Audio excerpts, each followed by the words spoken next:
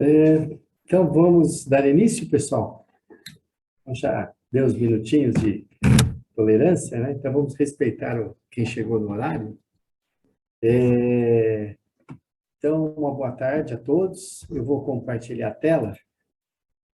Acho que é mais fácil a tela total.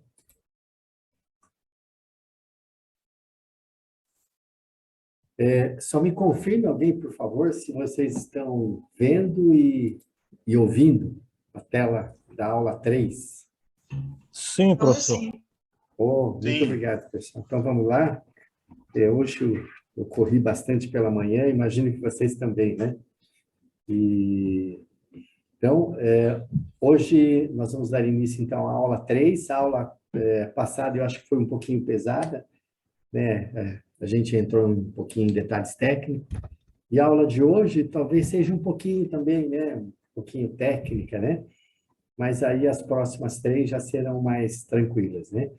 Então, aula 3, nós vamos focar aqui aspectos de valor do dinheiro no tempo e análise de retorno de investimento. Então, são as ferramentas de matemática financeira que serão úteis, né, para vocês analisarem um projeto, né, mesmo que academicamente, um projeto fictício, mas na prática vocês vão saber, né? É claro, quem não tem muita experiência com essas ferramentas, pelo menos vai saber que existe e sabe onde procurar, e eu tenho certeza que no dia a dia se especializa rapidinho, né? Na aula passada, nós deixamos essa parte para comentar, né? Então, antes de entrar na parte de cálculos financeiros, vamos falar um pouquinho sobre relato integrado, tá? Então, o que é o relato integrado? Essa aqui é o livro básico que eu fiz aí para cursos igual a esse de vocês, né? Então, ele tem a parte financeira e tem a parte de sustentabilidade. Então, o que é o relato integrado? A primeira reunião que houve no Brasil foi em 2010, né?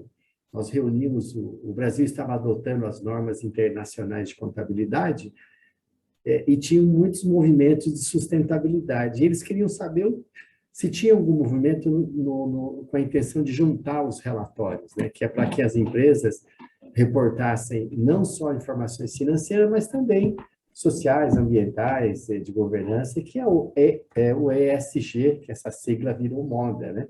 Então, não é uma novidade nos últimos 10 anos, pelo menos, mas agora virou moda. Então, o relato integrado, ele tem um framework, ele tem um documento, né? Então, em 2010, o nosso núcleo de pesquisa da USP, ele participou, foi convidado pelo grupo do Príncipe de Gales, né? Vocês viram um vídeo na aula passada, né? E ele tinha aquele grupo, A4S, Accounting for Sustainability, dizendo que a linguagem financeira, de negócio, políticas públicas relacionada ao meio financeiro, queria ajudar a alavancar, né, as obras necessárias para tornar o mundo mais sustentável. Então, de 2010 a 2013, foi composto um grupo de 40 pessoas, tinham 2 brasileiros, um deles era o professor Nelson Carvalho, lá do nosso núcleo, né? O Roberto Pedotti, da Natura, também participava, e eles participaram durante reuniões nesses 3 anos, a cada 4 meses, e elaboraram esse framework, né? É um documento, uma estrutura básica, né? E o que diz esse documento? Então, tem os conceitos fundamentais, acho que vocês já estudaram em outras ocasiões, né? Processo de geração de valor, 6 capitais, novo modelo de negócio, né? 6 princípios básicos, então isso não é novidade, isso vocês usam no dia a dia, né? Foco estratégico, orientação para o futuro, conectividade da informação, partes interessadas, materialidade, concisão, confiabilidade, completude, coerência e comparabilidade. Ou seja, tudo aquilo que é ideal, que a gente sempre aprendeu já há década, né? E 8 elementos de conteúdo, né? Visão geral e ambiente externo, governança, modelo de negócio, riscos e oportunidade, estratégia de recursos, desempenho, perspectivas e bases de preparação.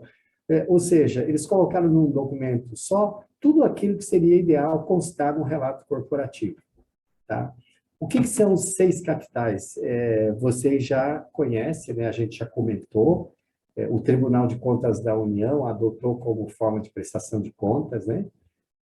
No começo o pessoal estranhou um pouquinho, né? Mas hoje eles estão preferindo o formato do relato integrado. Então, você pega, por exemplo, o relato, o formulário de referência do Banco Itaú, quase 500 páginas, 480. O relato integrado 40. Então, ou seja, você já vai direto ao ponto, né? Tentar.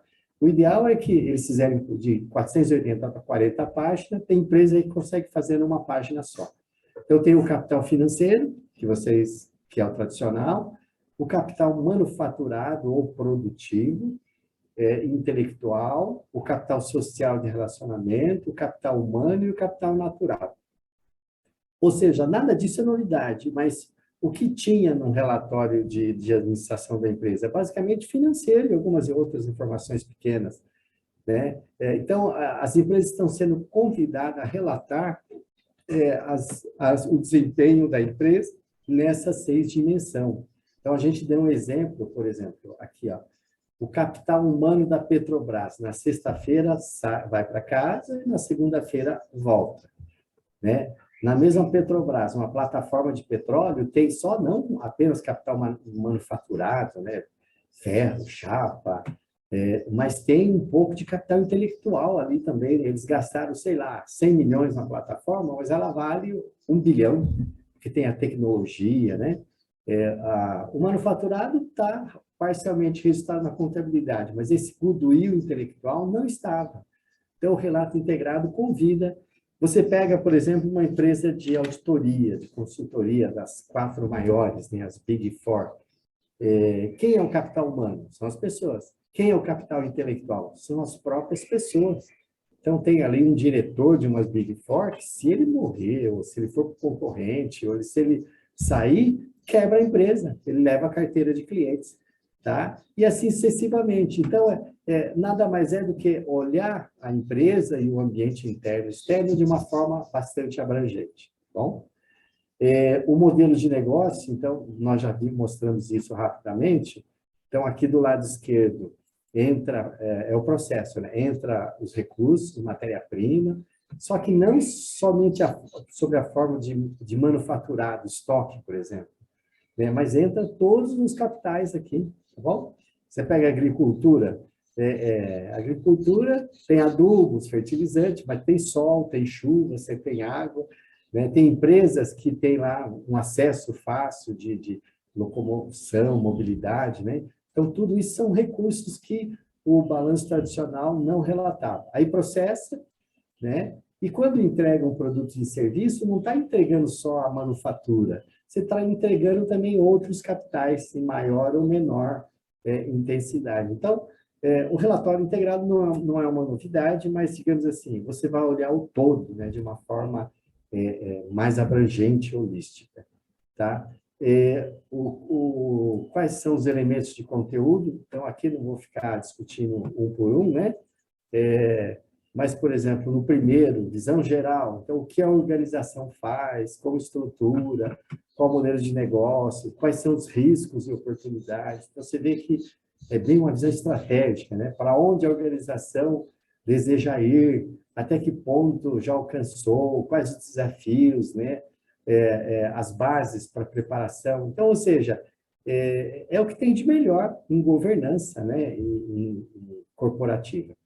Tá? Agora, a principal característica, a primeira característica de um relato integrado, por isso que eu fiz o convite para que vocês apresentassem o trabalho final de vocês no formato, ele tem que ser simples, conciso e objetivo, se possível, numa página só, tá bom? Agora, como que a gente vai colocar numa página só, se tem muitas informações? Essa foi a grande dificuldade de quem começou a fazer o relato integrado, né? E o segredo, tem até uma pergunta do quiz, né? O segredo é a matriz de materialidade. Tá? Então, se você perguntar para um diretor o que é mais relevante numa empresa, ele vai falar aos olhos dele. Tá? Então, aqui, o ideal é fazer essa matriz, aqui é um modelinho, tá? Aqui embaixo eu coloquei diretoria, mas digamos assim, são as pessoas envolvidas na elaboração do relato. Tá? E aqui no eixo Y, você vai pegar as opiniões dos diversos stakeholders, né? Desde funcionários, fornecedores, sei lá, concorrente, governo, ao meio ambiente, população, sociedade civil, todo mundo aqui envolvido naquele projeto. Né? E aí você tem aqui menos, aqui mais, aqui menos, aqui mais, e tem o quadrante aqui, que é o mais mais. Né? Então, aí você identifica o que é mais mais, aqui o ideal é fazer entrevista, questionário, né? Esse aqui é um exemplo de um clube que eu participo aqui em Jundiaí, né? Nós elaboramos. Então, você vê aqui, ó, academia, todo mundo hoje frequenta academia, né? Áreas de lazer, né? Esporte, né? Que sempre foi a prioridade. Ó, eventos sociais que no passado era número um, está caindo, né? Piscinas também, né? Então, e aí o que nós fazemos? Aqui, coincidentemente, a gente identificou esses 3 pontos, né? Que era o que eles estavam estudando. Mas aí você descobre o que é relevante e qual que é a orientação. É relevante para que dê continuidade no negócio, que agregue valor, gere riqueza, né? Então, é a matriz de materialidade. E aqui é um exemplo desse relato integrado do Clube Jundiaiense, bem parecido com aquele que eu propus para vocês fazerem de cada região, né? Então, aqui no meio, vocês colocam o propósito. Então, qual é o propósito daquele projeto, né? Aqui no caso do clube. Cada um dos capitais, e aí você coloca os principais pontos de cada capital e os desafios, né? Aqui a gente avaliou na matriz de materialidade, o que precisa fazer em cada um deles, tá bom? Então, aqui foi no caso deles. Tá? Então, pessoal, agora nós vamos começar, então, a aula número 3. Então, só me confirme, alguém aí fala que está ouvindo, só para eu acordar aqui também. Boa tarde, professor, tudo certo? Estamos ouvindo. Obrigado. Alto e bom som, professor. Obrigado. Tá. E eu sei que é duro para vocês ficarem ouvindo aí também, né? Olá, professor. Então, vamos começar. Os engenheiros vão gostar dessa aula aqui, né? Os advogados vão odiar, né? Mas não é a aula de matemática financeira. Então, aqui, ó, aspectos de valor de dinheiro no tempo e análises de investimento. Nós vamos começar com um teste inicial, tá bom? E ver um pouquinho aqui, ó, quais são os principais sistemas de amortização. É bom entender um pouco disso, né? Porque é útil para o projeto, o diagrama de fluxo de caixa, acho que eu vi outros professores comentando, né? A árvore de decisão é uma forma de você aprimorar os valores, né? Se você fez um levantamento, não sabe exatamente quanto vai ganhar, quanto vai gastar, quanto vai ter de receita, né? Quais são as chances de acontecer ou não. Então, aqui você faz uma espinha de peixe, né? E coloca os graus de probabilidade e chega no valor esperado. Tá? Então, você refina o fluxo de caixa, é melhor do que chutar, né? Ou fazer uma média dos levantamentos. Depois a gente vai ver a análise de viabilidade econômica, e aí conciliar, talvez essa parte mais importante, com a aula passada, com as medidas contábeis. Tá bom? Então, nós vamos interromper aqui, ó. Vocês podem clicar aqui, eu vou colocar no chat também. É parecido com o quiz, tem um exercício com 10 questões. Todo mundo, nós vamos interromper aqui, vocês vão para lá e vão fazer esse teste, tá bom? Não é para resolver todas as questões. Se você sabe, responde. Se não sabe, chuta aí alguma resposta. Então, não é para querer responder. Aquilo que eu sei, eu respondo. O que eu não sei, eu chuto aí alguma coisa. Então, mãos à obra, pessoal. Eu vou desinterromper aqui. Professor, o senhor coloca, por gentileza, esse link no chat, Coloco. por favor? Coloco. Já vou pôr aqui. Deixa eu aqui.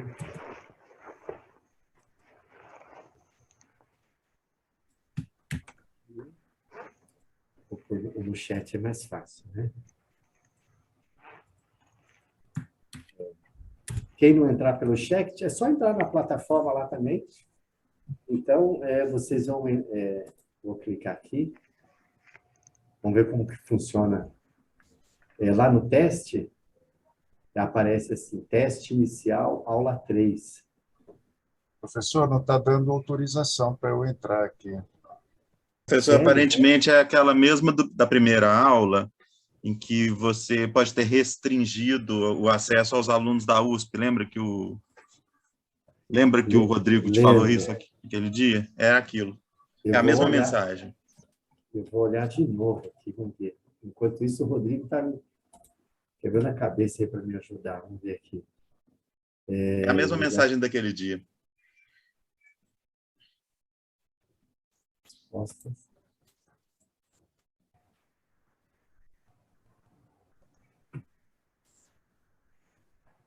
Ah, tá aqui, ó. Já tá, tem razão, obrigado. Restringir o usuário. Então, já tirei aqui. Vamos ver se agora vocês conseguem.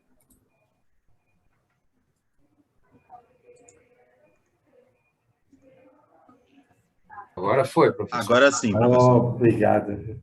A gente aprende. Até o final do curso, aí a gente aprende.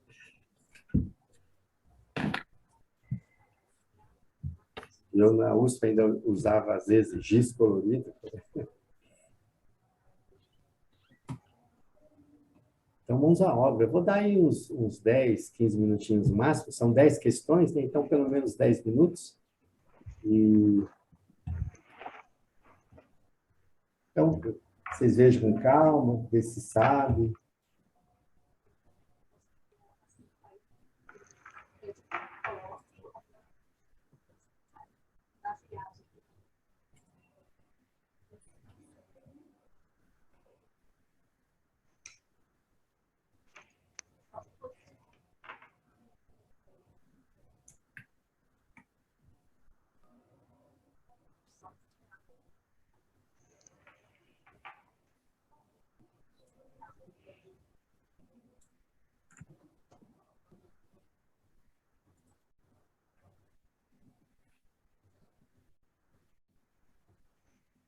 A Ana está travado, né?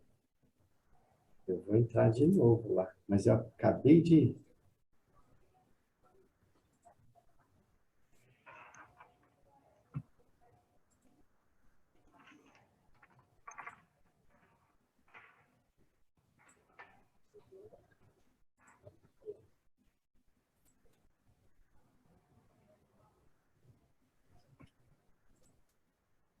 Ó, já tem 2 respostas lá.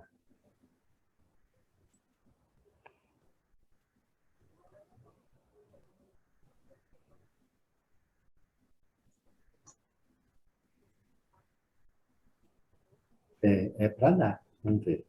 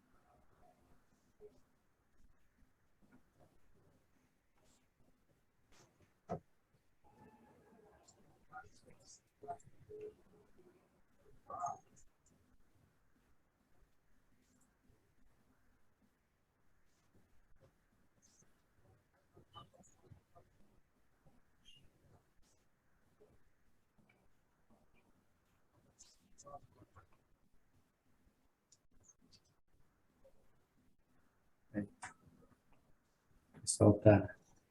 A Karina ainda não conseguiu? Marina também.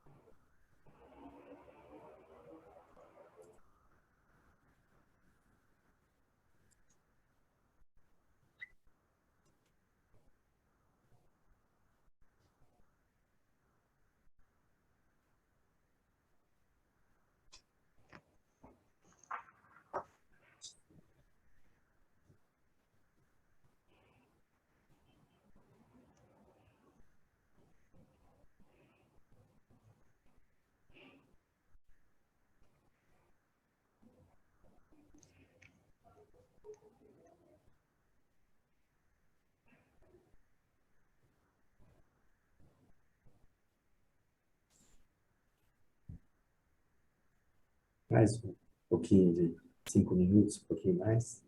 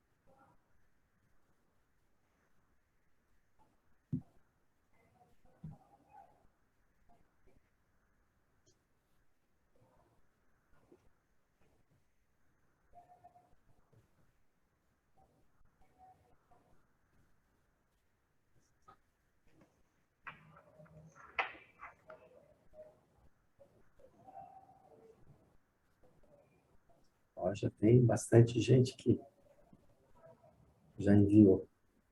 Lembrando que pode editar o questionário, né?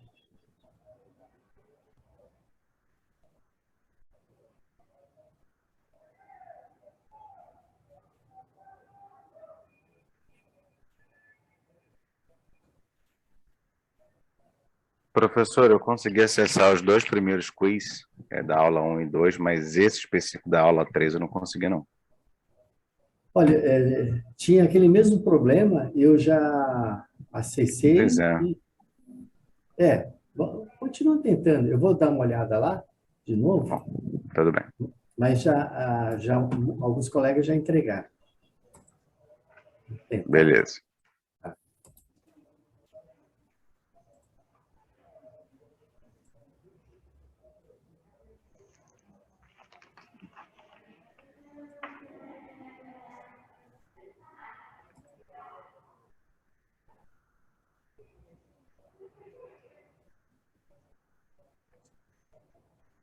Pessoal que está no trabalho, só lembrando que o Google Classroom ele tem uns problemas de firewall, tá? Provavelmente seu firewall não vai deixar você mexer nele se você estiver no trabalho.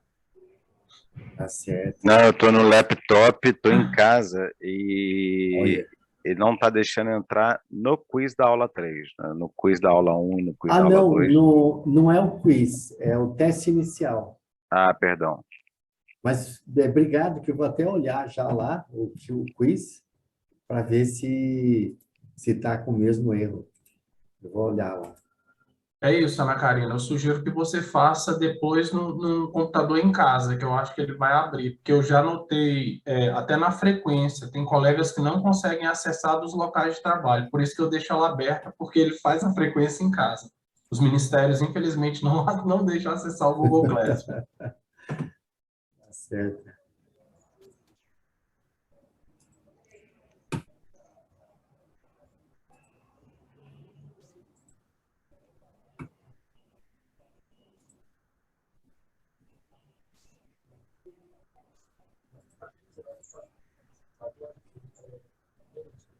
Olha, o 3 também estava travado. Obrigado aí.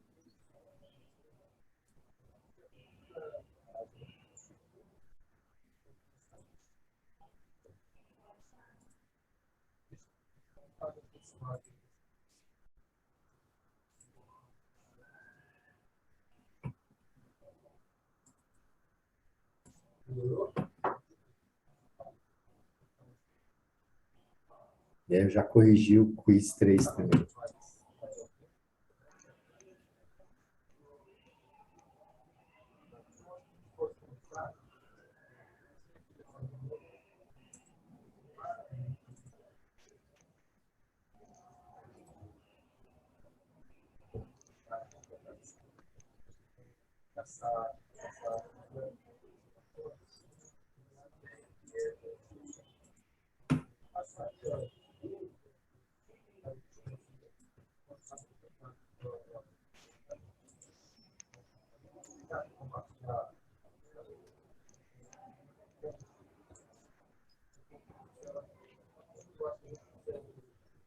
Nós já tivemos metade da turma já mandou.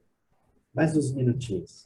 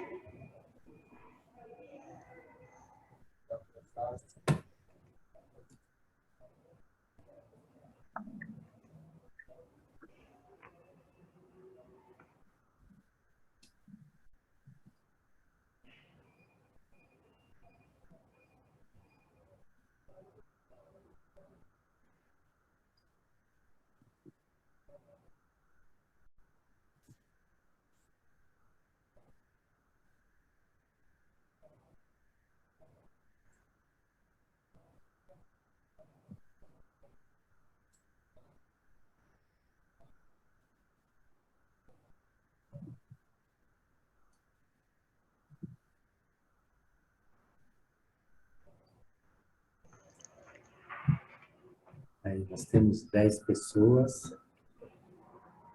Mais uns 3 minutinhos aí, pessoal.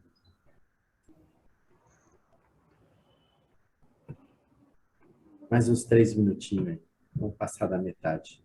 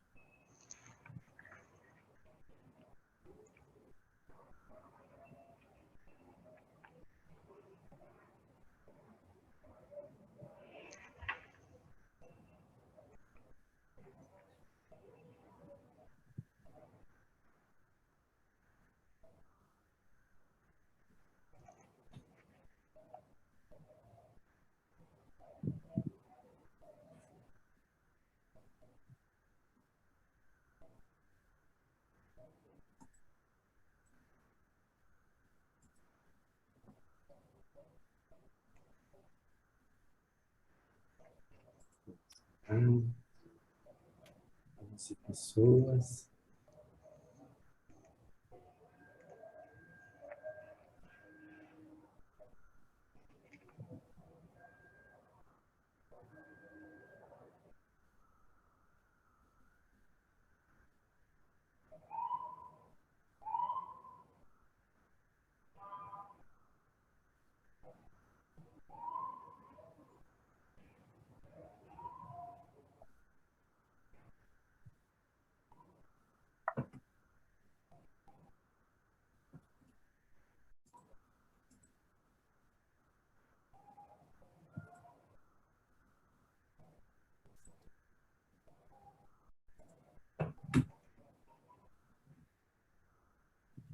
Pessoal, vocês precisam de mais uns minutinhos ou podemos encerrar daqui 1 minuto?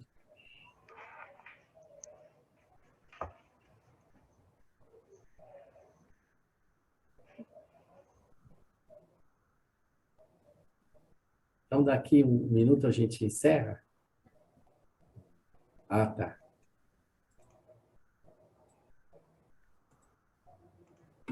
Opa, já 14 pessoas responderam. Nossa, tem uma nota maravilhosa aqui, acima da média.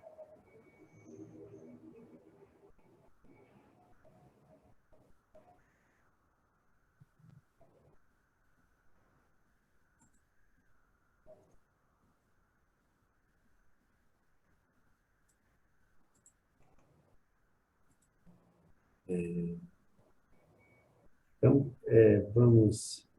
Então, pessoal, vocês podem encerrar, né? Quem não terminou todas, envia, né? Assinar aí de alguma forma, né? E lembrando que esses testes é mais para uma autoavaliação e vocês podem depois resolver, né? É mais para avaliar em que nível cada um está em relação a cálculos financeiros básicos.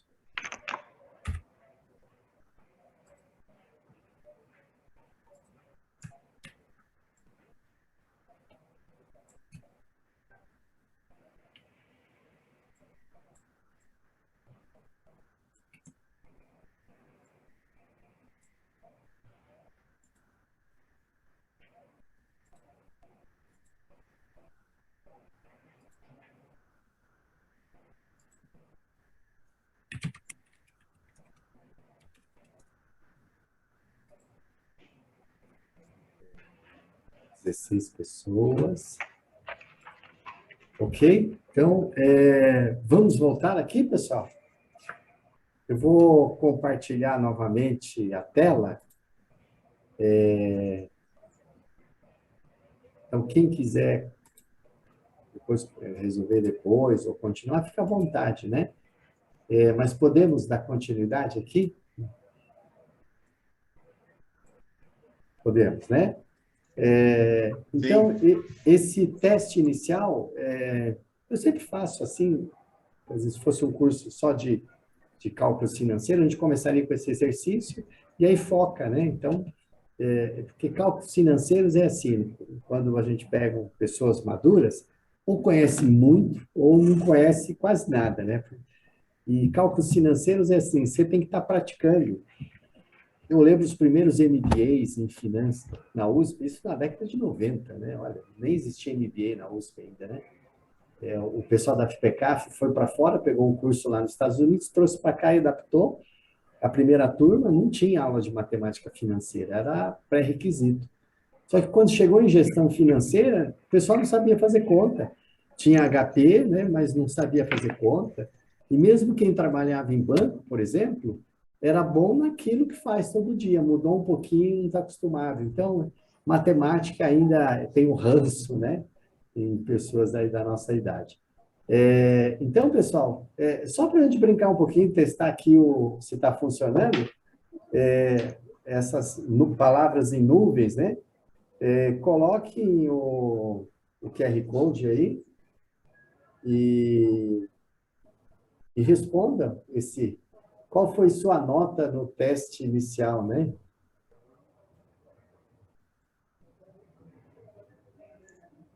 Teste inicial de hoje, naturalmente. De hoje. Então, olha lá, então já tem aqui, só para a gente, 2 pessoas.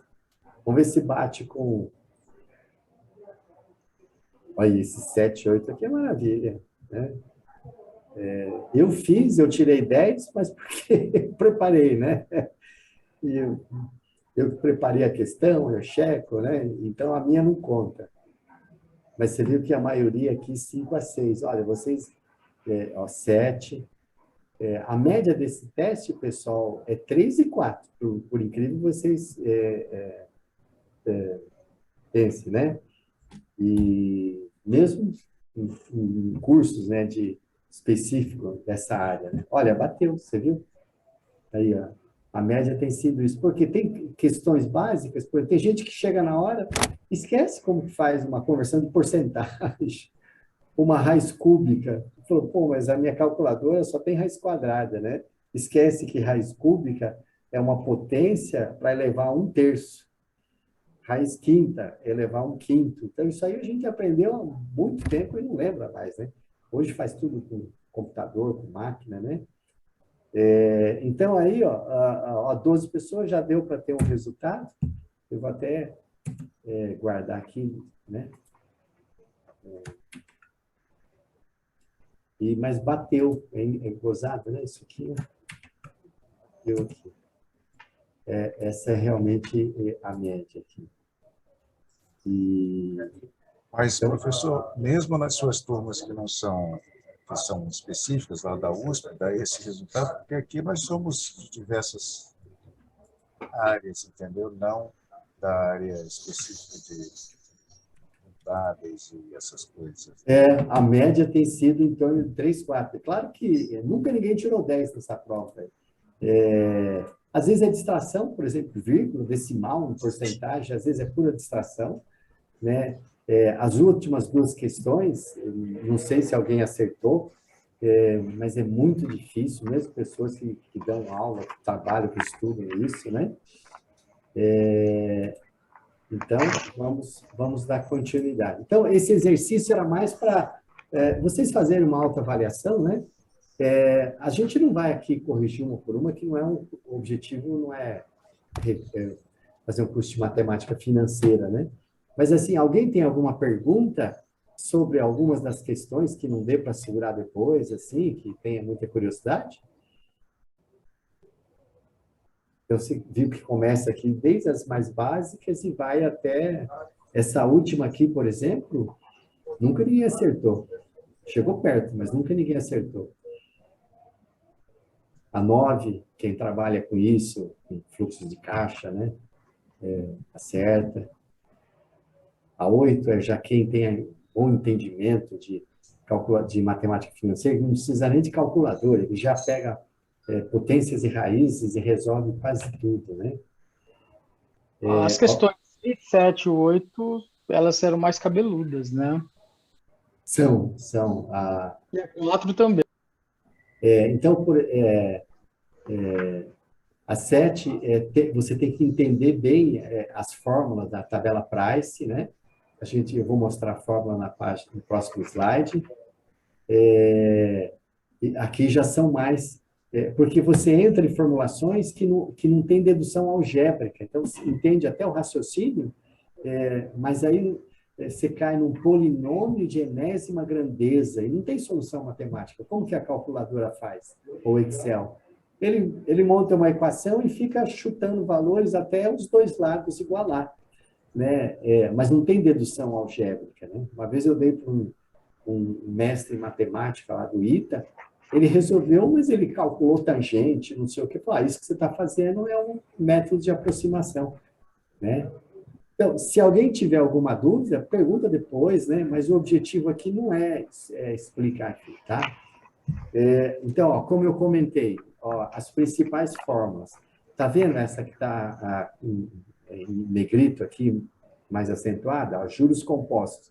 Na verdade, essa é a única fórmula que existe de matemática financeira.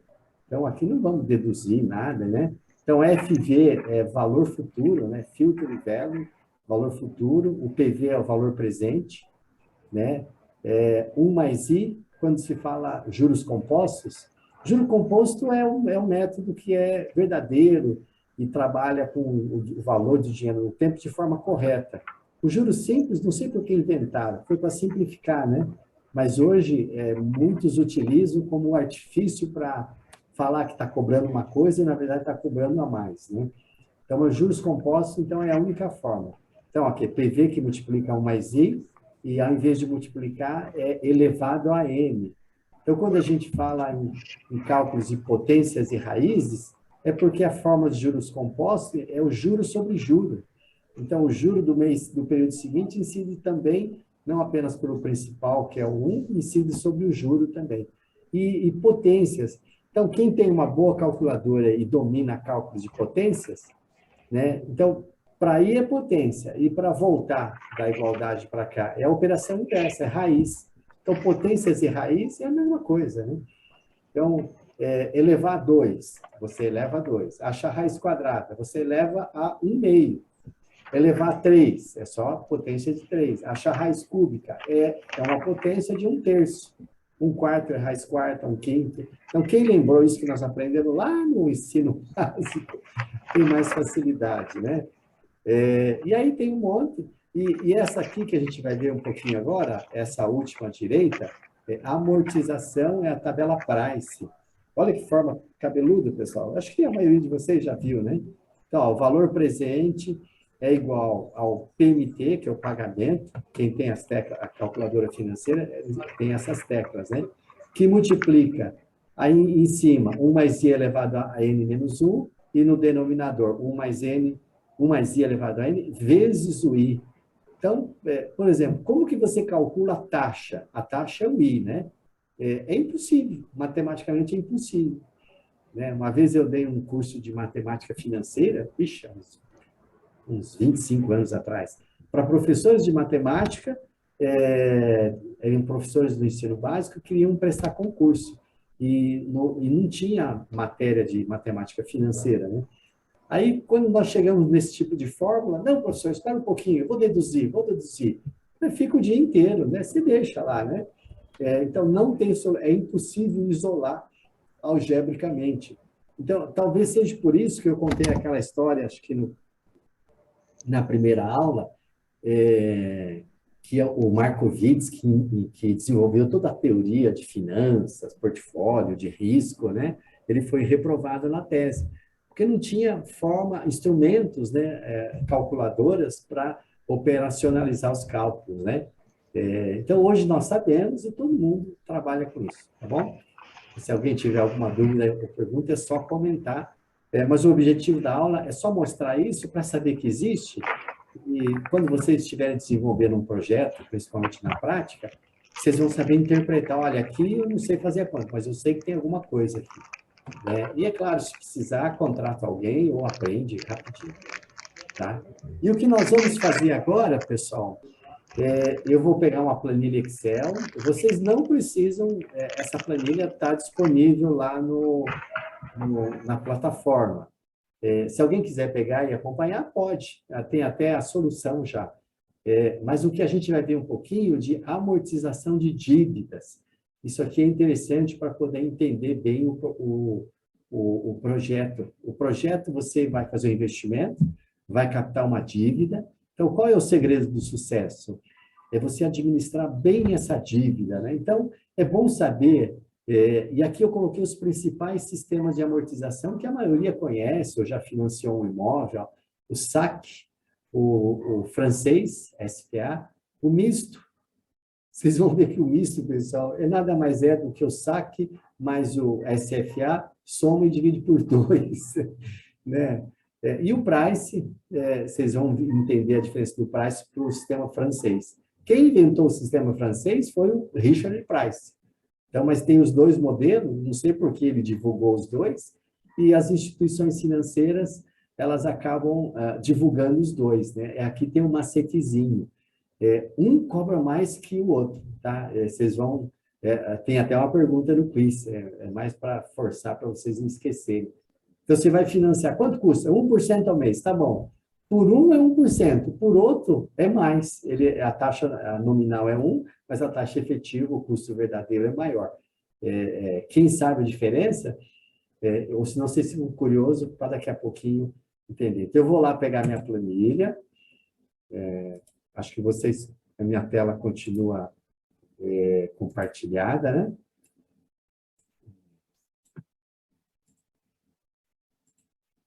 Alguém me confirma se vocês estão vendo aí a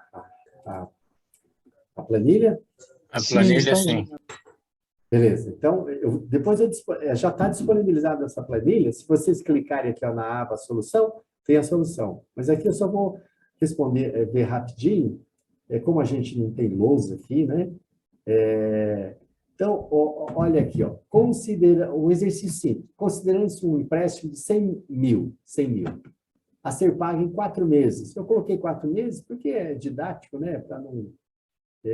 geralmente, quando a gente fazia na mão, fazia os alunos calcularem na mão, não é nem para demorar, é para gravar mesmo, né?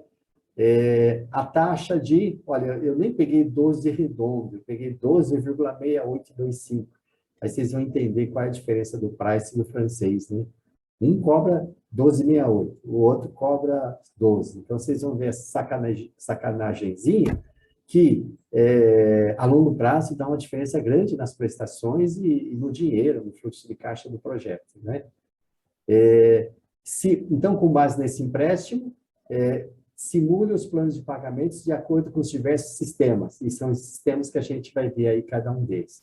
Tá bom? Então, vamos ver com vocês aqui, ó. Saldo devedor. Nós vamos emprestar 100 mil. 1, 2, 3. Emprestou 100 mil. Tá? Então, esse é saldo devedor. A prestação, eu vou pôr a fórmula aqui, é a soma dos juros mais amortização. Tá? E se é um sistema de amortização constante, como o próprio nome fala, amortização é sinônimo de principal. Então, é só pegar o principal, 100, 1, 2, 3, e divide pelo número de parcelas, que no caso aqui são 4. Tá? Então, aqui, ó, 25 mil. Vou copiar para baixo, tá bom? Então, olha que interessante. O sistema de amortização constante significa que a parcela do principal é constante. Vocês vão ver que a prestação não é constante. Mas o principal, que a gente chama de amortização, é constante. Tá bom? E aqui, ó, eu coloquei do lado, tá escrito aqui, ó, vamos ver aqui, ó. Dicas, primeira dica aqui. Os juros sempre incidem sobre o saldo devedor. Então, essa é a regra do juros simples. Eu já vi contratos que o banco sempre cobra sobre o principal lá atrás. Falou, pô, mas no meio do ano do empréstimo você já amortizou metade, então você só está devendo metade. Então, o justo é cobrar o juro combinado sobre a metade. Mas aí o banco, por sacanagem, eu falei banco é um exemplo, né? E continuava cobrando lá atrás, né? Hoje não tem tantos cálculos grosseiros, né? Segundo, as taxas de juros devem estar sempre na mesma unidade de tempo do período de pagamento. Então, é comum você vai fazer um empréstimo, ele te dá em taxa anual. Só que como você vai pagar em taxa mensal, você tem que converter, então, de mês para ano. Então, numa conta, na mesma forma, tem que estar tudo na mesma unidade de tempo. Então, se é mês, a taxa é mês. Se é ano, a taxa é ano, e assim sucessivamente. A terceira dica. Quando se fala em capitalização, capitalização é o comportamento do valor do dinheiro no tempo. Mas tem capitalização a juros simples e na linha de baixo composto. Quando fala em juros simples, eles usam aqui taxas proporcionais. Quando fala taxa proporcional, está escrito no contrato, é sinônimo de juros simples.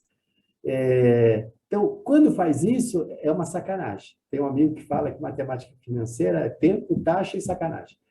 A taxa efetiva fica maior. É por isso que eu coloquei ali, vocês vão entender, 12,68 aqui, né? Porque o 12 nominal vira 12,68. Né? Então, e você não percebe que está acontecendo isso. A quarta, capitalização de juros compostos, isso é o correto. Então, a taxa equivalente é sinônimo de taxa de juros compostos, é sinônimo de taxa efetiva, e a proporcionais de juros simples. Então, quando é equivalente, a taxa efetiva é igual à nominal, então são verdadeiros. E a última dica é que quanto mais amortizar o principal, menor fica o saldo devedor e menores os juros. Tem um banco aí fazendo uma propaganda na televisão, não que você pode pular, se ficar 2 meses, está com situação financeira, você pula. Mas é sacanagem isso aí. Quer dizer, não sei, né? Não tive um exemplo, cara. Mas se você não paga a prestação, o que é? O saldo devedor, ao invés de diminuir, ele aumenta, porque o juro que você ia pagar naquela prestação, além de não amortizar, aumenta os juros de um mês. Né? Ou seja, o banco está ganhando mais do que nas outras transações ali. Então, precisaria ver se isso que essa propaganda tem, se ele deduz o saldo e dá um presente, não precisa pagar mais, ou se ele incorpora o saldo devedor. Tá bom? Quem levantou a mão pode, vocês têm todo o direito, pessoal, pode perguntar. Essas brincadeirinhas estão sempre embutidas no valor final do contrato, né? Eu estou imaginando que essa propaganda que você falou do banco aí, o contrato deva dizer que o cara só tem a obrigação de pagar 10 parcelas por ano. Se for isso, mas aí desde que não incorpore no saldo devedor, né? Senão... Sim, mas aí ele deve distribuir os juros proporcionais ao tempo que o cara vai levar para como que eu chamo isso? Para quitar o contrato, não é isso? É verdade, você tem razão. Uma vez nós fizemos um grupo lá na USP com os alunos, tinha um outro banco lá que dava cartão de crédito para todo mundo. E aí chegava na hora do cartão e falava, não, paga só 20%, o resto você paga... Aí o que acontecia? ia para o saldo devedor, e o saldo devedor de cartão de crédito é 10% ao mês. Isso aí é um roubo. Né? Aí os alunos foram reclamar, aí eu fui junto com eles. Né? Eu fui representando, falei, é o seguinte, se você não tomar nenhuma iniciativa, nós vamos ligar lá no Banco Central, lá que tem um fiscal para cada banco, né? Aí ele estornou tudo. Mas, assim, são coisas que se usavam há 30 anos nas instituições financeiras e não justifica mais. O ideal, por isso, quando vocês vão fazer um projeto, eu estou brincando, mas vocês vão fazer um projeto, um project finance, e entra governo, tem que ser justo e transparente, né? Tem que dar uma taxa de retorno que cubra todos os riscos, inclusive, né? Mas tem que ser justo, não pode ter essas... Isso aí pertence ao século passado. Então, voltando aqui, pessoal, então já tem as dicas, né? Então, aqui, ó, 100 mil. O constante é porque é constante principal. Agora, vamos calcular os juros. O juro da... Aliás, aqui, né? Aqui embaixo. No tempo zero, você não paga a prestação, só um. Então, o juro é o saldo devedor que você tinha no começo do mês ou no final do mês anterior, vezes a taxa efetiva. Então, qual é a taxa efetiva? Quando eu falei que a taxa é 12,6825, quem não lembra como que faz? É 1 mais I, que é 1, 12,6825. Quem não lembra, depois com o tempo rever, né? Então, a taxa anual eu elevo a 1/12avos, né? Menos 1. Então, ó, olha aqui, ó. Aquele 12,68 lá que eu coloquei de propósito, na verdade, é 1%, tá bom? É 1%. Porque 1% ao mês corresponde a 12,68. Então, a taxa efetiva é 12. Então, como que eu calculo o juro? Eu pego aqui o saldo devedor, né, e multiplica pela taxa efetiva. Vou fixar aqui. Então, aqui, ó, no primeiro mês tenho 1.000. Aí, qual é o valor da prestação? É só somar aqui esses dois. Aí eu vou pagar 26. Tá bom? Vamos para o segundo mês aqui. Qual é o saldo devedor aqui no final do primeiro mês? É o que você tinha, menos quanto? Menos só o principal, ó. Só o principal, porque os juros você já pagou, certo? Os juros do mês você já pagou na primeira prestação. Então, o saldo devedor no segundo mês, né, no segundo período, é 75, que é o saldo devedor inicial, menos o quanto você pagou na primeira prestação. Aí eu vou calcular aqui tudo, eu vou copiar aqui para baixo tudo, né? Se é que eu fiz a fórmula certa, né? Aqui, ó, a vantagem do Excel é isso, né? Tá bom? Então, tá aqui, ó, pessoal. Olha a prestação. A primeira prestação é 26 mil, a segunda é 25.750, a terceira é 25.500 e a última é 25.250. Você vê que a prestação é decrescente, mas a amortização é constante. Então, aí vocês lembrarem, entenderam bem o que é SAC, é sistema de amortização constante. Agora, a prestação e os juros são decrescentes. Tá? Então, esse é o sistema de amortização constante, vocês não vão esquecer nunca mais. Tá bom? Vamos aqui para o segundo. Aqui. Então, o constante já foi, né? Agora vamos aqui o sistema de amortização francês. A taxa efetiva, pessoal, o francês precisa daquela fórmula louca lá, né?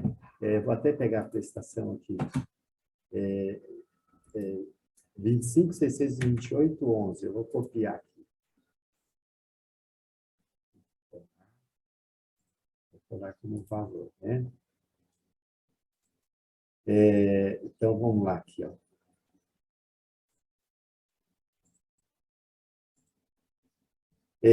O sistema de amortização francês, quem inventou foi o Richard Price, e a taxa efetiva aqui é sempre 1%.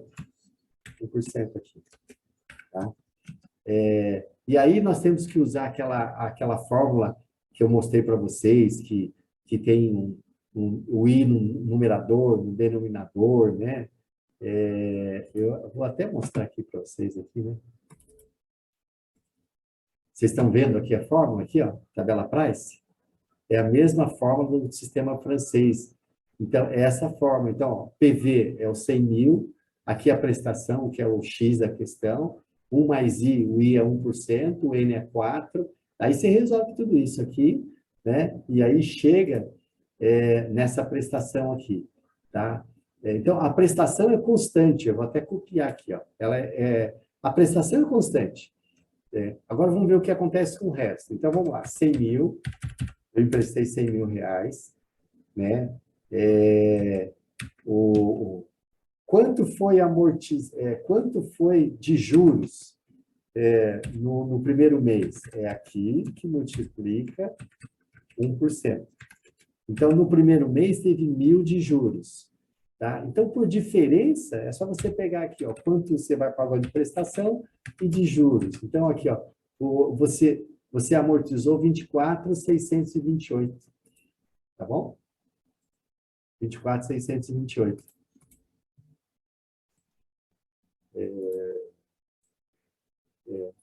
Agora, vamos para o saldo devedor. Você devia 100 mil e amortizou esses quebrados aqui, 24 quebrados, você viu que o saldo devedor é 75.372. Olha no método anterior, era redondo, né? Aqui é quebradinho aqui, tá? Aí, ó, vamos copiar para baixo para ele seguir o mesmo resultado, né? Então, olha aqui, a prestação é sempre constante, né? Só que aí, ó, o que acontece com a amortização? A amortização é crescente, ó, 24.600, aí na segunda você amortiza 24.800, aí 25, e 100, 25. Então, a amortização é constante e o juro é decrescente. Então, o cara que inventou essa fórmula é matemática, né? Falou, olha, eu quero um sistema que a prestação fica constante, a amortização fica crescente e o juro fica decrescente. E somando tudo, tem que dar a taxa efetiva. Aí ele bolou aquela fórmula lá, tá bom? Então, a tabela price é para chegar numa prestação constante. Tá? E o saldo no final do contrato, ó, é 0 aqui no final e 0 aqui no final, pagou a prestação. Tá? E o misto, pessoal, é uma brincadeira, né? O misto é uma salada mista. O misto é assim, ó, você pega a prestação pelo saque, mais a prestação pelo francês, soma e divide por 2. É isso mesmo. Tá bom? Soma e divide por 2 aqui. Tá? E o resto, eu acho que é a mesma coisa. Será que se eu copiar a fórmula aqui? Deve dar, né? Vamos ver aqui.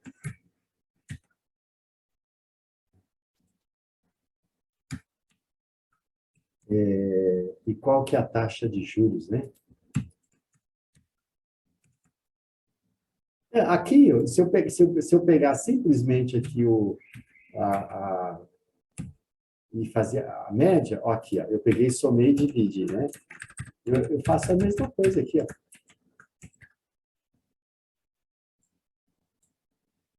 Aí, ó, é a mesma coisa. Então, aqui nem precisa fazer a conta.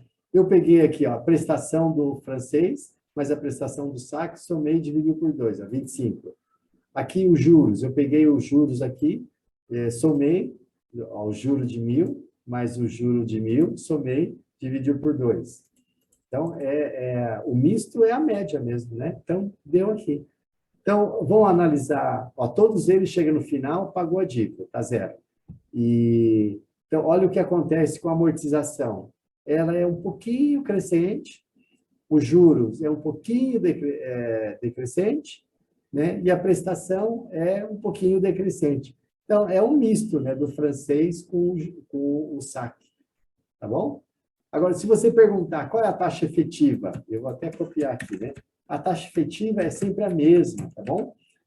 Se eu falar aqui, ó, por exemplo, ó, vamos somar aqui, ó, vamos somar aqui. Isso aqui é uma pergunta boa. Ó, no saque, você pagou 102.500. No francês, você pagou 102.512, ó, pagou um pouquinho mais de juros. E no misto, vai ser a metade, né? 102.506. Então, se você perguntar assim, nominalmente, quem está pagando mais? É o 102.512, é o francês. Mas, assim, nominalmente, porque efetivamente, em termos reais, em valor, em dinheiro no tempo, esses 3 valores são equivalentes. Ou seja, se você trazer o valor no tempo para valor presente, vai ser sempre a mesma coisa. Tá bom? Então, isso é importante saber também. Você tem lá 100 mil hoje, é diferente de 100 mil daqui a um ano. Não é nem questão de inflação só. mas é a questão do custo de oportunidade, que é o valor do dinheiro no tempo. Tá bom? O sistema Price, pessoal, o sistema Price, ele faz assim, ó, a única diferença é assim, ó, você pega o 12%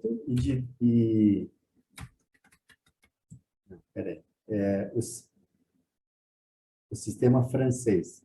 Aqui eu cheguei no 1%, tá bom?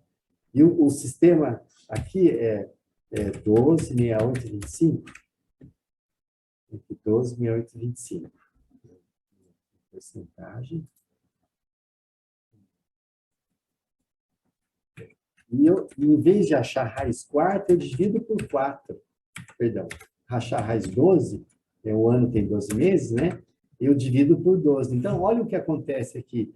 Toda vez que você tiver um empréstimo pelo sistema Price de amortização, ou às vezes é só Price, vamos fazer financiamento pelo Price, modelo Price. Então, quando ele fala 1% ao mês, na verdade, é 1,0569, tá bom? Então, você pensa que está pagando 1, mas ele está te cobrando 1,569. E o resto é igual. Eu vou até copiar aqui, tá bom?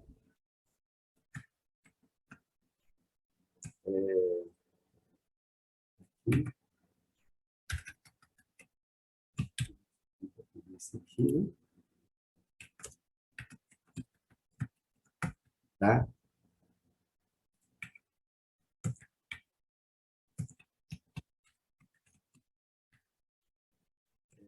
Deixa eu copiar o de cima aqui, né?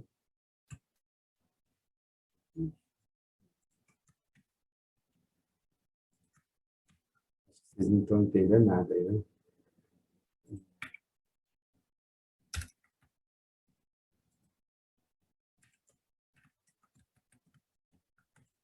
Tá? Então, aqui, ó, por enquanto é o que está dando mais, ó. O outro deu 512 pelo francês, pelo Price, você está pagando 102, 642, né? Isso nesse exemplo pequeno aqui, né? A mais. Tá bom? Tudo bem, pessoal? Alguma dúvida?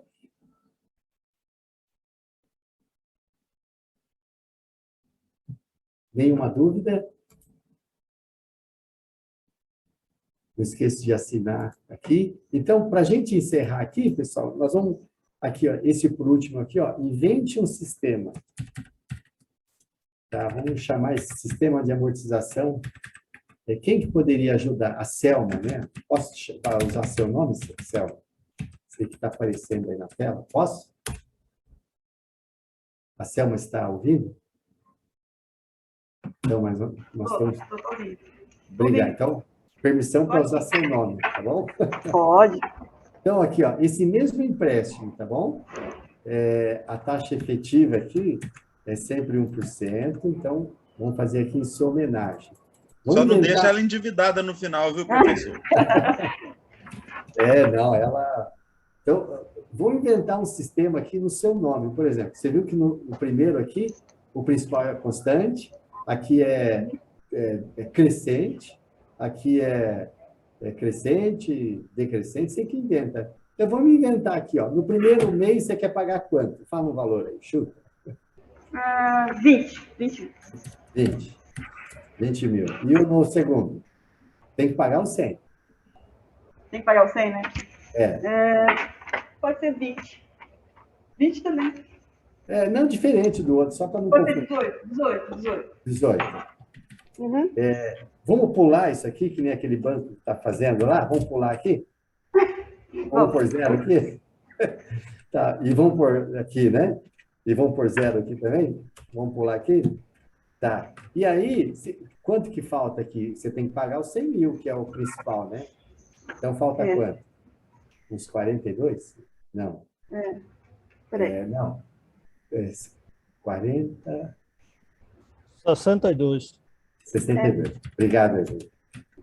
E aí, somando, deu 100 mil, né? Vamos só para checar aqui. 100 mil. Tá bom. Agora, vamos colocar. E agora, qual que é a regra do juro? O juro, por isso que eu acho que esse banco está fazendo uma propaganda meio enganosa, porque ele teria que mudar o sistema, né? O juro é assim, esse é o saldo devedor pela taxa de juros. Então, aqui é o primeiro. Então, a primeira prestação é 21. Aí, você pega aqui o saldo devedor, é os 100 mil menos o que você amortizou, né? E assim sucessivamente, né? E aí, o juro, vamos somar tudo para ver o que vai dar aqui. Aqui é zero também, né? Então, é isso aí, ó. Tá?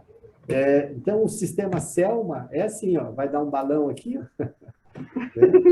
Vai dar um balão, são prestações de diferentes valores, né? Só que muda a parcela de juros. E você vê que como aumenta o juro, ó, o juro no último lá deu 200, aqui deu 600. Então, assim, é besteira. Tem gente que fazia empréstimo. Por que a Caixa Econômica, no começo, que era direto, o empréstimo habitacional, o sistema quebrou, né? O BNH antigo. É porque o pessoal negociava tanto e incorporava o saldo devedor. Quando chegava no final da dívida, você devia 2 imóveis. Por quê? Porque ele fez tanta amarração, não pode subir, mas aumenta o saldo devedor. Hoje, os contratos têm um seguro para isso e tem uma cláusula. O saldo devedor você refinancia. Então, se você mudar muito o contrato durante, sei lá, os 20, 30 anos, e chegar no final tiver uma dívida grande, você financia a dívida, né? Que é justo, né? O que é injusto é o seguinte: o financiamento ele vai garantir para o banco uma taxa de 1% efetiva até os 30 anos. Agora, você vê a economia. A economia tem mês que você ganha mais de 1%, tem mês que você perde, né? Então, você está garantindo um ganho fixo para sempre para ele. Então, isso que é uma sacanagemzinha. Tá bom, pessoal? Alguma dúvida, alguma pergunta? Então, desculpe aqui fazer cálculo junto, né? Mas esse conceito é importante. E o segredo de um projeto, quando você estiver envolvendo com dinheiro de muita gente, eu acho que no mínimo, ter muita responsabilidade, muita transparência. Depois, se vocês quiserem, eu disponibilizo essa planilha também, tá bom?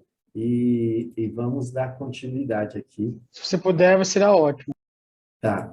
Então, aqui, a gente viu, né, até agora, né, a gente viu aqui os principais sistemas de amortização, tá? E é claro que colocamos de uma forma simples, né? Mas pode ser em dólar, porque daí tem a variação cambial, né? Pode ter reajuste, em vez de ter reajuste mensal, vai ter reajuste anual, trimestral, aí se é cumulativo ou não, se é IGP, você vê como o IGP estourou nessa pandemia, né? Também ele estava atrelado ao dólar e a commodities, principalmente. E tinha muitos negócios que não tinha nada a ver com dólar, né? Então, nada mais justo do que sentar como se fosse uma licitação, né? E renegociar. Então, você vê que tão importante quanto a olhar os aspectos operacionais da obra, licenciamento ambiental, etc., etc., é muito importante você acompanhar um resultado econômico, tá bom? Então, para a gente dar continuidade aqui, vocês vão discutir isso na reunião de grupo hoje, né? Que não é o caso ainda. E como que vocês, como que estão os projetos de infraestrutura, né? Então, é só um questionamento para vocês brincarem, né? Se a gente tivesse mais tempo, vocês vão fazer em grupo, mas vamos aqui escolher aqui já uma razão social, né? Do projeto. Todo mundo vai fazer aí, sei lá, uma PPP, um Project Finance, um Blended Finance. O ideal era imaginar assim, vamos abrir aquela tal de sociedade com um propósito específico, né? Aí é uma empresa individual, né? O governo pode participar, várias empresas podem participar, a sociedade civil pode participar, né? Nome fantasia, o ideal já é pensar no nome fantasia, né? Quando eu descobri o nome fantasia de Valita, que eu conheci o sobrinho do seu Valdemar e da dona Marilita. Eu falei, não acredito, é verdade? É verdade. Então, você vê como que o nome fantasia. Então, já vão pensando nisso, e tem muitos projetos aí de energia eólica, né? A Transgran, né? Trem de grande velocidade. Então, você poderia pensar no nome fantasia. A duração, tem um projeto aí da ferrovia, aí, 69 anos, né? 9 anos para fazer, 60 para para operar, né? Não esquece da depreciação, que embora não gera desembolso, mas é uma despesa, porque a depreciação não vai gerar desembolso agora, mas quando o imobilizado quebrar, o prédio quebrar, a máquina desgastar, você tem o dinheiro no caixa para repor, né? Qual é a missão? Então, tem a ver com o propósito, né, daquele projeto. E você vê que estão resgatando, quando você fala contrato social de uma empresa, por isso que chama social, porque ele não é só ganhar dinheiro, é claro que ganhar dinheiro não é nem objetivo, é obrigação. Daí a gente fala lá para os alunos, o gestor tem que, a obrigação dele é gerar o retorno mínimo desejado para os acionistas. Então, não é meta, é obrigação. Agora, o contrato social, o projeto para dar continuidade naturalmente, ele tem que gerar benefícios para a sociedade, para o meio ambiente, né? O ramo de atividades, vocês vão lá, se é transporte, energia, saneamento, capital próprio, capital de terceiro, acho que vocês já estão pensando, né? A maioria aí, pelo que eu vi, já entendeu o conceito de alavancagem, né? Que bom, né? A forma jurídica deve ser a SPE, Sociedade com Propósito Específico, né? Quais são os pontos fortes e fracos? E convidar vocês já para pensar nesses 6 capitais. Na verdade, vocês já pensavam, né? Mas talvez aqui já tem, pelo menos, está estruturado. Não precisa ser os 6, pode ser os 3 principais, né? Ou tem gente que descobre o 7º, 8º, o 9º, não tem importância. Mas, de uma forma, você vai avaliar aspectos financeiros e não financeiros, tá? Como que a gente... Vocês estão aí, pessoal? Sim. Obrigado. Firmes e fortes, professor. Obrigado. Então, vamos lá. Composição do fluxo de caixa. O fluxo de caixa é o segredo para fazer conta, tá bom? E vocês vão pensar no fluxo de caixa, não precisa ser assim, bonitinho, né? No projeto de vocês. E também não precisa, pode chutar valores, que o objetivo aqui não é avaliar a eficiência, mas o modelo tem que estar como se realmente fosse um projeto real, né? Então, vocês vão fazer aqui um quadrinho e elaborar o fluxo de caixa. Então, aqui você pode montar aqui o período, né? Eu chutei 5 para facilitar, né? Mas podia ser 69. Investimento inicial, aqui é o total de investimento, sei lá, 500 milhões de dólares. E aí você põe uma coluna para as receitas, para as despesas, para outros, pode abrir aqui no nível que vocês quiserem. E a última coluna é a somatória. Então, você soma todas as colunas, então aqui, ó, 1.900.000 negativo, 500, 600, 700, 800. Tá bom? Então, vocês vão estimar uns valores aí, mais ou menos, tá bom? E é claro que vocês não vão mostrar um projeto deficitário, né? Que vale menos do que custa. Por favor, mesmo que vocês não tenham trabalhado adequadamente os números, mas, assim, o ideal é mostrar resultado positivo, né? Agora, como que orça esses valores, pessoal, para o futuro? Olha, é difícil, né? A dica aqui é você usar uma árvore de decisão. Então, sei lá, se é para receita, se é para valor de ticket, de ingresso, de pedágio, de sei lá o quê, né? Aí você pega as informações que vocês têm, né? Que você vai investir, vai gastar, e põe a árvore, abre uma espinha de peixe, né? Investimento bem-sucedido ou fracassa. Então, assim, qual é a chance de ser bem-sucedido? Sei lá, 70. E as chances de não ser bem-sucedido, 30. Né? Aí você já põe os valores aqui, você pondera o valor esperado e a ponderação dos dois aqui. E aí você faz isso para todos esses valores aqui que achar necessário. É claro que pequeno você faz uma média de um histórico, uma comparação, né? Mas os grandes você vai nessa daqui, vai acertar? Não sei, né? Mas pelo menos você mostrou de forma metodológica os níveis de risco para apurar o fluxo de caixa, tá bom? Então, aqui você tem os valores do fluxo de caixa. Então, essa árvore de decisão, você coloca os níveis de probabilidade, é uma forma muito legal, visível, né? Não precisa fazer isso nesse projeto de vocês para demonstrar, né? Mas, na prática, você tem os valores esperados dos fluxos de caixa já com níveis de risco. Então, você já depurou. E a regra é sempre assim, receita. Se você tem dúvida de uma receita, diminui, não conta. Tá? Eu vou ter uma receita de 1.000 ou de 900? Se eu estou em dúvida, considero 900, ou seja, conservador. E uma despesa, eu vou gastar 100 ou 110? Não sei, então põe 110. Tá? Esse é o princípio do conservadorismo. Tá? E aí, ó, vamos voltar lá. Aqui, ó, fluxo de caixa, menos 1.900, 500, 600, 700, 800, 900. Então, aí vocês colocam aqui um diagrama de fluxo de caixa, que é o objetivo da aula de hoje, né? Por isso que chama diagrama. Ó, flechinha para baixo, todo mundo que sabe, é saída de dinheiro. Flechinha para cima, entrada de dinheiro. Isso vocês já aprenderam, né? Então, se você somar tudo aqui, quanto que dá aqui? 500 mais 600 dá... Quanto que dá somando tudo aqui? Vamos ver se alguém aqui... acho que dá 3.500, é isso? 1.100, 1.800, 2.600, 3.500. Tá? Se você somar tudo aqui, então esse projeto vai entrar R$ 3.500. E quanto você gastou no início? 1.900. Você vê que aqui eu coloquei um investimento no início, mas pode ter outros aqui, né? Perdão. Pode ter outros aqui, olha, eu faço uma parte de investimento, faço outra, né? Então, nominalmente, esse projeto é viável, porque ó, vai entrar 3.500 de dinheiro e vai sair 1.900 de dinheiro. Só que o valor do dinheiro no tempo, não só aspecto de inflação, a dica aqui é para você colocar tudo a valor presente, os valores, né? Deixa numa época no tempo zero, por exemplo. E você tem que descontar esses fluxos de caixa para calcular o valor presente. E qual é a taxa que vocês utilizam? É a TMA. Quem sabe o que é TMA? Quem lembra o que é TMA?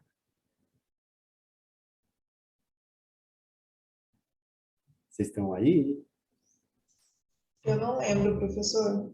Ah, tá, obrigado. É a taxa mínima de atratividade. Então, se você pegar um livro de análise de projeto, é a taxa mínima de atratividade. E como que você acha essa taxa? É o custo de oportunidade. O que é o custo de oportunidade?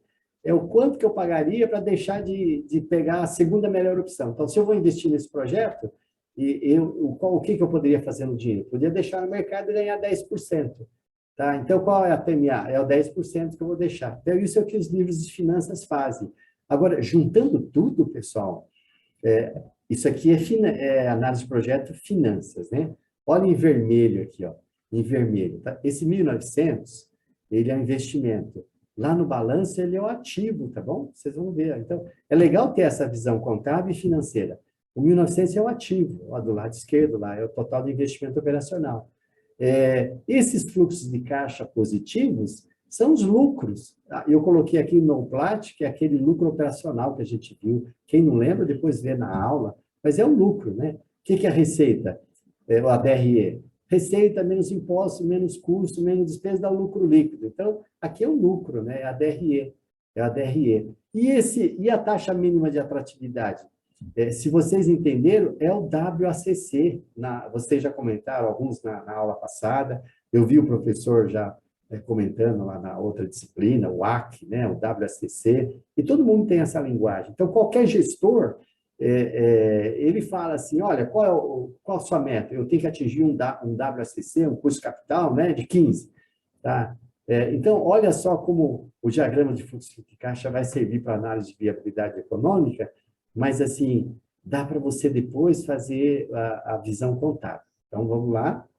É o que eu trouxe aqui, tá bom? É rapidinho.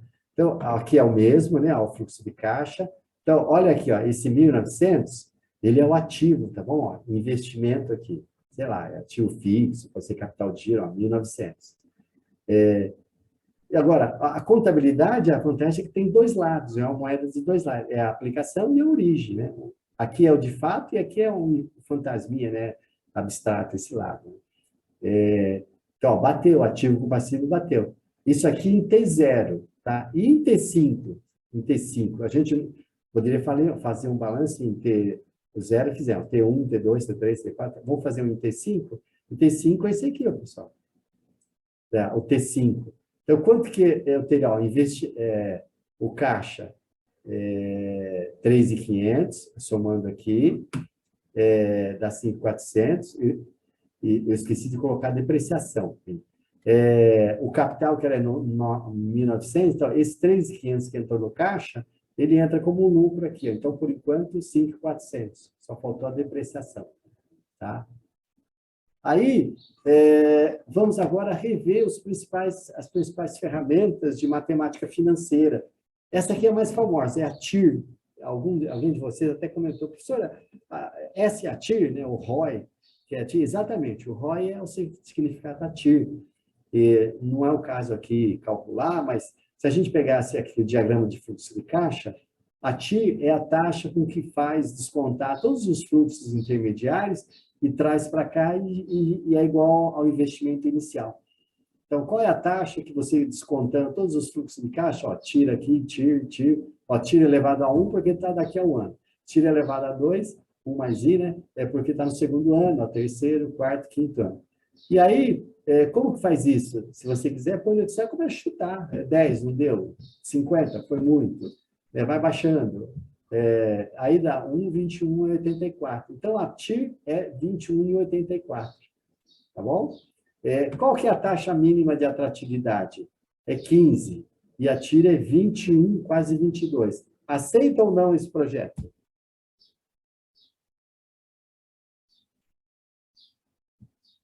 Aceita. Obrigado. Aceita. Obrigado. Então, é isso que vocês vão fazer na demonstração, no nosso projeto. Olha a TIR, ou ROI, né? Olha que TIR maravilhosa, né? Então, é como se vocês estivessem fazendo um roadshow aí para vender o projeto, para o pessoal abrir capital, né? Emitir títulos verdes, né? Tá. Então, esse é a TIR. O segundo, pessoal, é o valor presente líquido. Valor presente líquido. O valor presente líquido é parecido, usa as mesmas bases da TIR. Então, você tem aqui os fluxos de caixa, né? 500, 600, 700. Você tem que pegar a taxa de desconto, né? E trazer a valor presente.